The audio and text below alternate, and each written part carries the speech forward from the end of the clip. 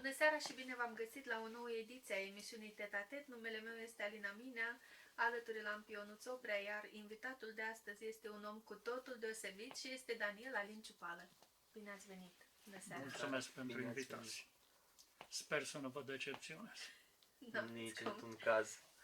Totuși o să vă rugăm, eu am încercat înainte să fac un sondaj online, să văd ce curiozități are lumea și am fost surprins să mă întrebe multă lume, dar cine este Alin Ciupală? Și o să vă rugăm în câteva secunde să ne spuneți pe scurt.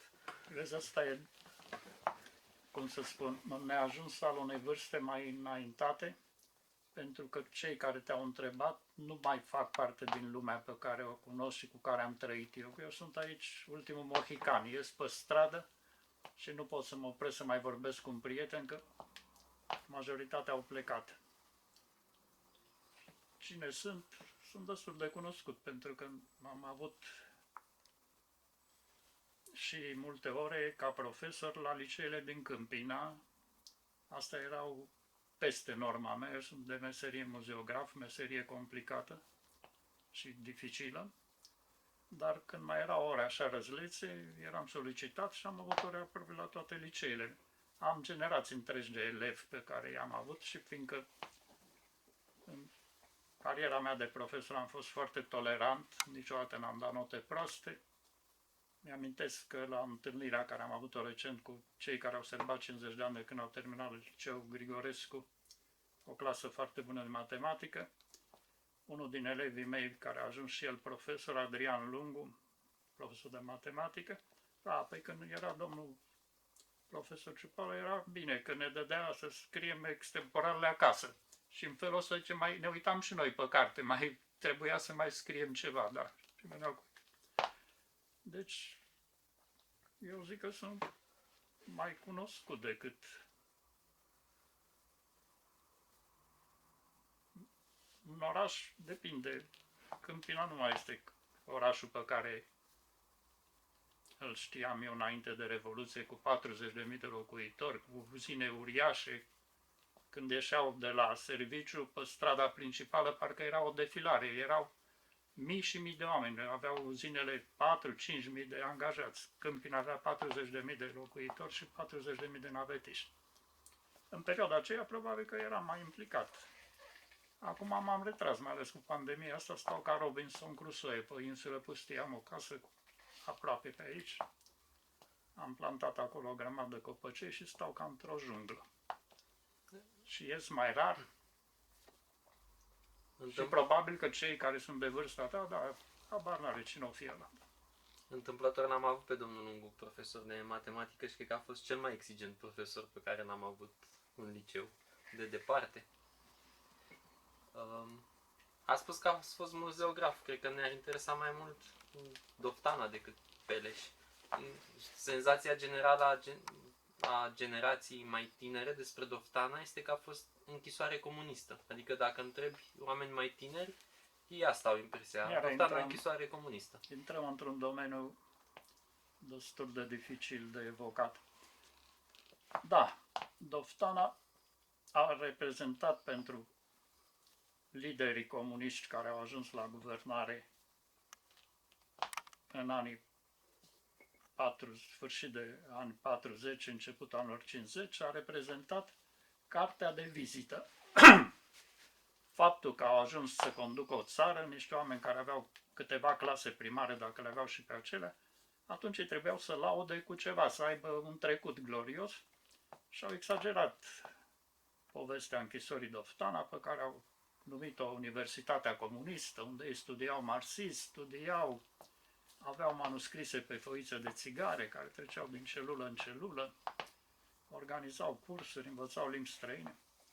Realitatea că în istoria închisorii Doftana, adevărata istoria închisorii Doftana, pe care eu sunt bucuros că am cunoscut-o și am popularizat-o în mai multe scrieri ale mele, comuniștii reprezentau o minoritate și în niciun caz nu au fost atât de persecutați cum să lăudau ei, cu suferințele îndurate, cu torturile, regimul de exterminare.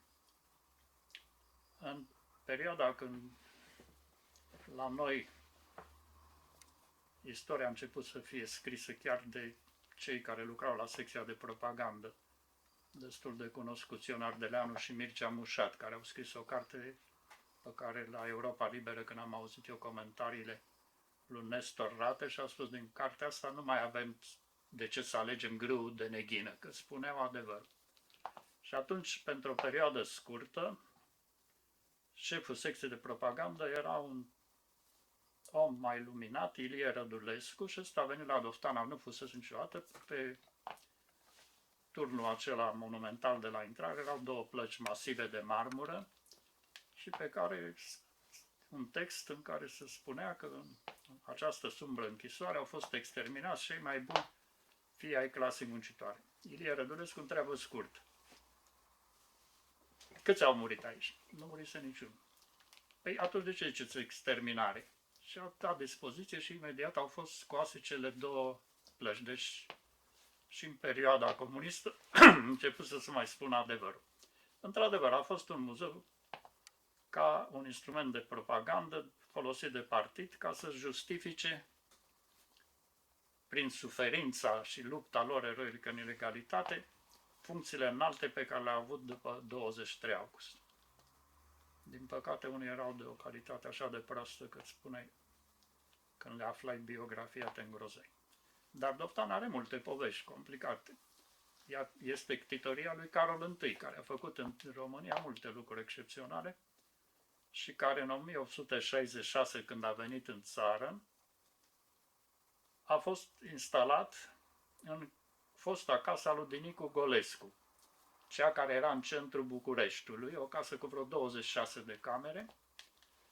Când a venit el cu trăsura după ce a debarcat la turnul Severin și a străbătut toată câmpia Bărăganului, era o diligență de asta trasă cu vreo 6-7 cai, a dormit o noapte la Conacul Golești și până a intrat în capitală pe data de 10 mai a intrat în București, 1866, și când Ion Brătianu, care l-a însoțit din Germania pe drum, sunt atâtea povești, el a venit în momentul când încă situația lui era neclară.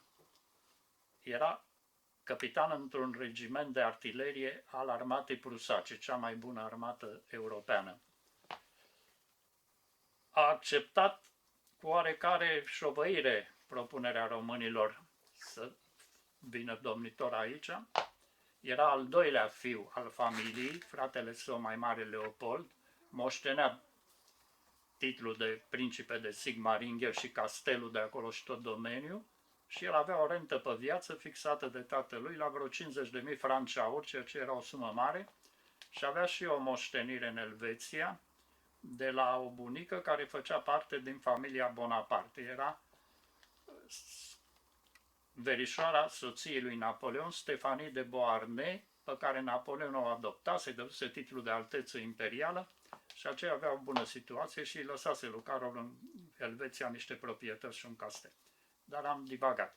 Ajunge cu Brătianu, trecând prin Austria, care era de acum în stare de război cu Prusia. El, ofițer prusac, că nu-și dăduse demisia, că nu știa ce să va alege aici. Vărul lui, împăratul Wilhelm I, a spus, du-te, Bismarck a spus, du-te, încearcă, dacă merge bine, dacă nu, te întorci și îți vezi de treabă. Și atunci a venit cu un pașaport fals, baronul Tal, în călătorie de afaceri spre Odessa. Până la turnul Severin, n-aș unii. Avea numai o geantă simplă de voiaj pe care scosese însemnele lui de principe, și de-aia în epoca comunistă spunea că a venit cu o valijoară și s-a făcut miliardar în România. Și de la Golești a venit în București și când Brătianu i-a spus, uitați, a ajuns la palat, el s-a uitat nedumerit că nu vedea palatul. Care palat? Erau niște rămători care se scăldau într-o baltă și era palatul lui Dinicu Golescu, o casă boierească, dar cu 20 ceva de cam. Nu i-a plăcut deloc și a preferat să stea la mănăstirea Cotroceni, care era în afara orașului, și auzind că a mai avut o capitală și a închipuit că e poate mai frumoasă decât Bucureștiul, care pentru el în epoca aia a venit din Germania, care își construise de acum o capitală imperială, cu bulevard de pavate, cu granit, și la noi erau podele de lemn, să puneau niște butuși de lemn, de-aia se numeau podul Mogoșoaie, podul... Și a zis că poate la Târgoviște găsește. Când a ajuns la Târgoviște mai îngrozit, că Târgoviște era de acum o urbă într-un declin total. Îi plăceau munții, toată tinerețea în Elveția făcea alpinism și a vrut să vadă și munții și a venit pe aici, pe linia asta, Filipești, Florești, a ajuns la Câmpina și știind că sunt ogne de sare, sarea era o bogăție apreciată a timpului, a mers la Telega, i-a plăcut peisajul și a ajuns până în Melicești, un sat mai retras, păduri de fac frumoase. L-a impresionat plăcut și a vrut, legendele locale spun că ar fi vrut să cumpere o proprietate acolo ca să-și facă o casă de vânătoare. N-a ajuns la o înțelegere, țăranii ar spune, astea sunt de acum istorie orale, nu ai niciun document. Că nu vând moșia, deși l-au primit așa sărbătorești, au tăiat un juncan, se zice că a mâncat cu ei. Și mai târziu, pe locul unde s-a făcut această întâlnire, o sărbare câmpenească, s-a ridicat o cruce frumoasă, monumentală, care se numește și acum Crucea Domnitorului, e în cărțile mele. Întors la București mai târziu și a amintit că a văzut închisoarea de lângă Saline, care era de aia primitivă, cu paturi suprapuse, cu hârdaie de lemn care înlocuiau toaleta, cu deținuți în condiții mizere. Și după ce a trecut prima lui perioadă foarte grea, în 5 ani de guvernare a schimbat 15 prim-ministri, era o instabilitate guvernamentală grozavă, nu se împăcau deloc. Conservator, liberal, neoconservator. Și când a ajuns prim-ministrul Lasker Catargiu, pe care l-a apreciat foarte mult, boier moldovean, dar cu caracter integru, nu avea decât bacalaureat, dar avea o minte strălucită, au colaborat foarte bine și atunci a avut Carol ideea să facă niște închisori moderne. A trimis un arhitect în Occident, Nicolae Cerchez, și urmarea a fost că s-au ridicat 3 închisori după model occidental, la Galați, la Craiova și la Telega. Și asta este Doftana, făcută în marginea satului, pe un platou, dotată de la început cu o uzină electrică, avea o încălzire centrală.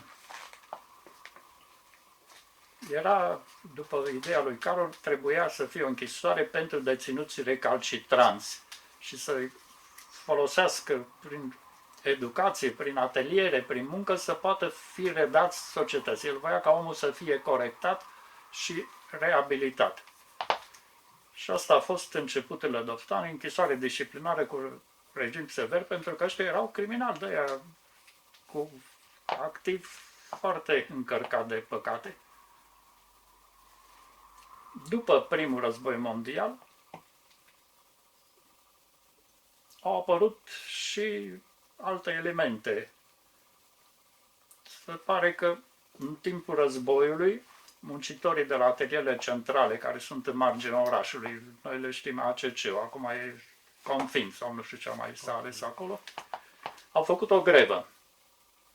Ocupanții germani, care nu erau interesați deloc de să le ridice condițiile de viață, trebuiau să scoată cât mai mult profit, i-au aliniat în curtea uzinei și i-au numărat din 10 în 10, care pica la numărătoare, i-au arestat și i-au dus la Doftana vreo câteva săptămâni și primii, deci, care n-au fost deținuți de drept comun, au fost muncitorii de la atelierele centrale ale societății Astra română. Asta e un fapt clar cu documente. După aceea au mai ajuns din mișcarea asta comunistă, un grup era mai radical, toți erau finanțați de Moscova și era un anarhist, comunist, Max Goldstein. Max Goldstein, comuniștii au apărut la noi oficial ca o aripă dizidentă din vechiul partid social-democrat, care se radicaliza, se schimbase numele în Partid Socialist, și o aripă și mai radicală, care erau de fapt agenții Moscovei, au creat la 8 mai 1921 Partidul Comunist din România. Pentru că nu puteau să spună Partidul Comunist Român din România, pentru că era una organizație aceea internațională, Cominternul, internațională a treia comunistă de la Moscova, și fiecare țară avea acolo o secție. Deci Partidul Comunist din România, Partidul Comunist din Ungaria, din Bulgaria.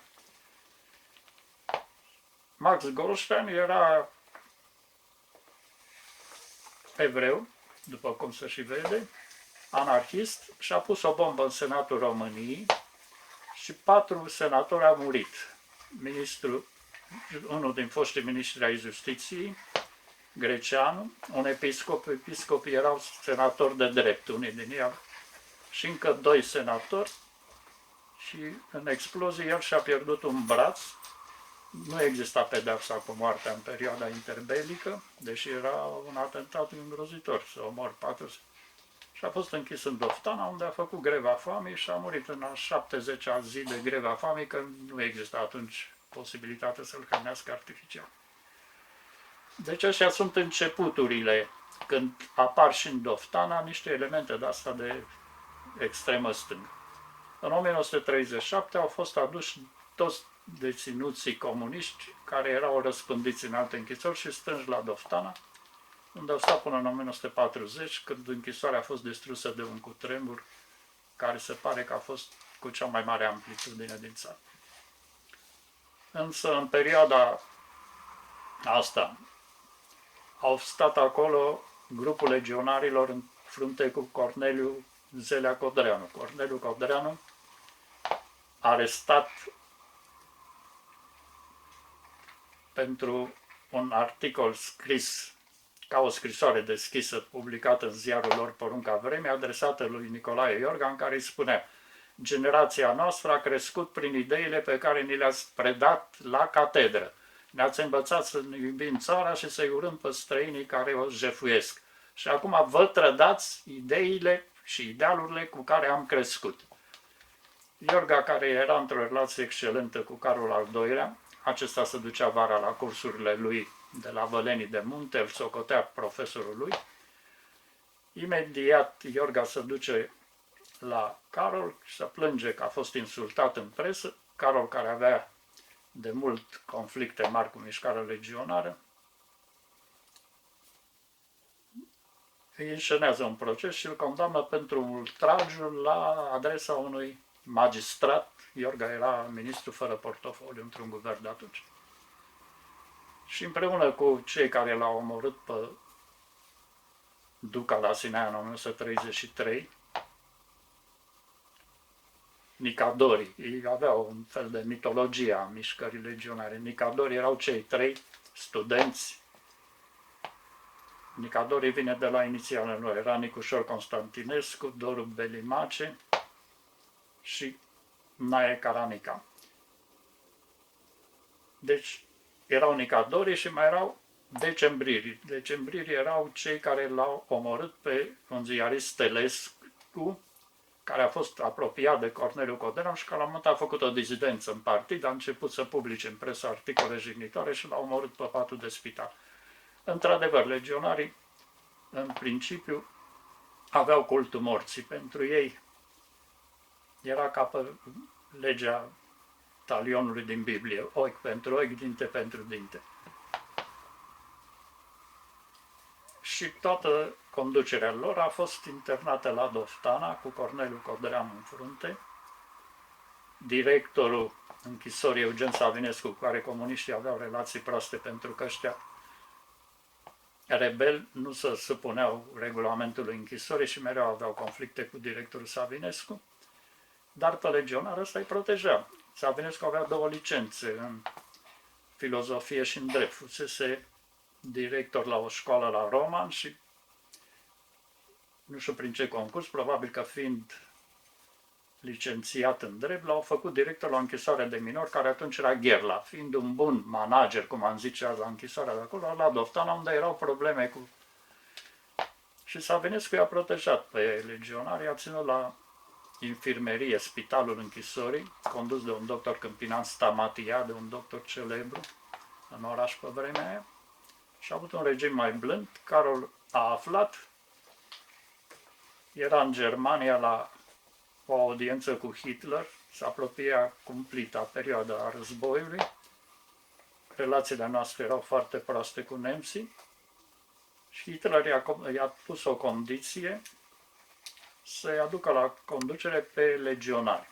Și din trenul regal cu care se întorcea în țară, i-a telegrafia lui Arman Călinescu când ajunge în România să fie lichidați. Și i-au luat de la Doftana, i-au dus la Râmnicu Sărat și de acolo i-au omorât, cum se știe, la Tâncăbești, unde acum legionarii care și-au făcut un partid, au pus o cruce acolo pe șosea când mergi la Tâncăbești pe dreapta, e și un banner alb, scrie pe eroi nu mor niciodată. Deci au fost, acum, când încep eu să vorbesc, trebuie să mai mă opriți.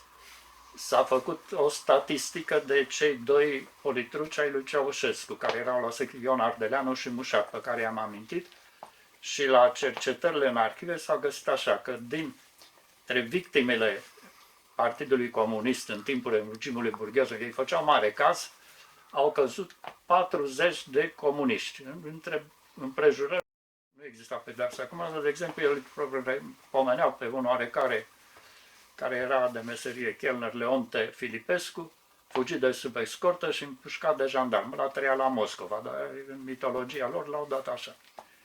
Mai era Filimon Sârbu, care în timpul războiului semnaliza la Constanța cu lumini unde-s rezervoarele de petrol ca să le bombardeze avioanele sovietice care veneau de la Odessa și ăsta a fost executat. Era război, era lege marțială atunci, era în timpul lui Antonescu. Dar în sfârșit, s-a constatat că comuniștii au 40 de victime și legionarii aveau 30.000. I-au omorât Carol al doilea, un episod mai puțin cunoscut, dar acum istoria e istorie și a început să mai vorbească. Deci, Codreanu cade la Tâncăbești. Peste un an, Carol al doilea, care pierduse Basarabia, Bucovina, o parte mare din Ardeal și Cadilaterul, era total nepopular, țara era dezmembrată, era în pericol să fie sfâșiată de vecinii noștri care tot timpul au fost agresivi și l-a adus la conducere pe generalul Antonescu, care mână de fier, erou din primul război mondial, era o posibilitate ca să mai stabilizeze situația.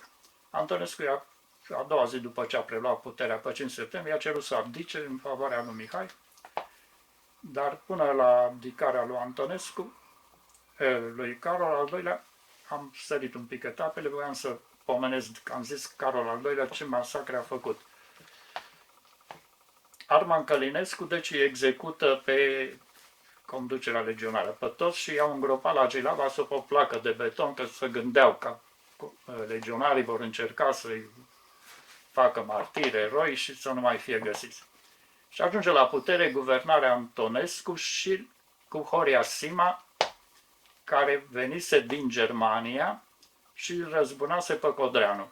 Într-un fel foarte spectaculos, legionarii conduși de Horia Sima, o echipă a morții, cum îi spuneau ei, au păzit mașina cu care Arman Călinescu pleca de la locuință spre președinția Consiliului, i-au pus în față un car tras de boi, o căruță încărcată cu fân, șoferul avea ordine să nu oprească, dar s-a oprit pentru că nu putea să mai meargă. În momentul când au oprit mașina, și-au deschis și l-au împușcat pe Arman Călinescu.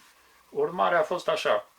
Carol al doilea a dat dispoziție și din fiecare capitală de județ au fost luați într-o noapte 3-4 tineri, majoritatea erau tineri, unii erau studenți veniți în vacanță și împușcați și lăsați 3 zile pe străzile orașelor din țară. Au fost împușcați vreo câteva sute de tineri legionari. Antonescu, legionarii se răscoală împotriva lui, guvernarea cu Horia Sima a fost ca și cum e acum, când face o coaliție, toți nu știu cum să acapareze mai multă putere, e rebeliunea de care se vorbește din ianuarie și toți care au fost prinși de armată, Antonescu a dat ordin și i-a băgat într-un lagăr la Miercurea Ciuc, iar pe alții începuse războiul cu rușii și i-au trimis în cele mai periculoase sectoare ale frontului, în linia întâi, unde au fost pur și simplu măcelăriți. Deci, 40 de comuniști, 30.000 de legionari omorâți de Carol și de Antonescu. Nu mai zic ce le-a făcut comuniștii după aceea, care au mai supraviețuit. Au mai fost închiși la Doftana personalități interesante din armată. Carol al II-lea vine în 1930 și preia puterea, ajutat de fratele său care era în Consiliul de Regență, fiindcă Mihai era încă minor în 1930 și exista o regență condusă de patriarhul Miron Cristea, în care intra și prințul Nicolae și președintele Curții Supreme de Justiție, Carol Buzdugan. Carol, sprijinit de Nicolae și de o parte a armatei, vine și preia puterea în iunie 1930, zi sărbată mereu după aceea, ziua restaurației. Îi dă lui Mihai un titlu onorific fără nicio valoare, voievod de Alba Iulia, și el începe să conducă din ce în ce mai dur. Urmarea a fost că a dus țara la catastrofă. Pe el l-a adus cu avionul din Franța, unde fusese obligat să trăiască într-un exil foarte convenabil, pentru că primea subvenții mari din țară. Era în perioada aceea căsătorit cu Zizi Lambrino, cu care a avut și un copil, Carol Mircea Lambrino. Carol Mircea, care e tatăl acelui prinț, care acum e fugit pe undeva, dar nu mai știe nimeni pe unde s-a ascuns, că a făcut jaf în averea familiei regale, prințul Paul. Și în perioada lui Carol al II-lea, România n-a avut decât o cultură care, într-adevăr, niciodată nu o să mai avem o epocă ca în 20 de ani să avem așa o explozie în toate domeniile. Și el era patron al acestui culturi, avea o fundație, Fundația Regală, scotea și o revistă, Revista Fundațiilor, patrona expoziții, finanța oameni de cultură. A fost o epocă de progres în cultură și o epocă de progres și în domeniul economic, până s-a apropiat războiul. Până în 1938, deși trecusem printr-o grozavă criză economică, România era pe vârf. Aveam o producție foarte bună, moneda națională de aur, puteai să te duci în toată Europa, nu trebuia să schimbi, că era ca o valută fortă cocoșeii noștri. Cocoșei după moneda franțuzească erau făcute și cocoșul galic, de aici a venit numele monedei. Carol al II-lea a fost oaia neagră a familiei regale, a stricat mult reputația familiei regale. Dar în sfârșit am vorbit mult, dumneavoastră o să mai tăiați din asta, că nu pot. Nu tăiem nimic. Da. Că vorbeam mai devreme de câmpina stațiunile, Da, climaterică. Ce legătură a mai avut familia regală cu câmpina? Înțeleg că Ferdinand frecventa. Nu, e chiar o poveste care îmi place să o spun. Ferdinand, ca și nepotul său Mihai, a avut o pasiune pentru automobilism. Își conducea personal mașina. De acum era rege. Când a fost însă prima dată în Câmpina, era prins moștenitor, căsătorit cu Maria și veneau la băile care erau pe undeva pe zona bulevardului, unde e strandul la care acum e ruinat. Erau băi bune, un stabiliment unde se făceau tratamente după metodele cele mai avansate de la Viena. Vara veneau muzică militară de la Brașov și le cânta vilgiaturiștilor, veneau personalități. Și Ferdinand și regina și principesa Maria, că atunci și el era principe moștenitor, veneau la băi în Câmpina. Însă povestea cu Câmpina și cu Ferdinand e foarte amuzantă și asta țin să o păstrați. Venea de la Sinaia cu mașina, era o mașină Lincoln Zephyr, o marcă americană,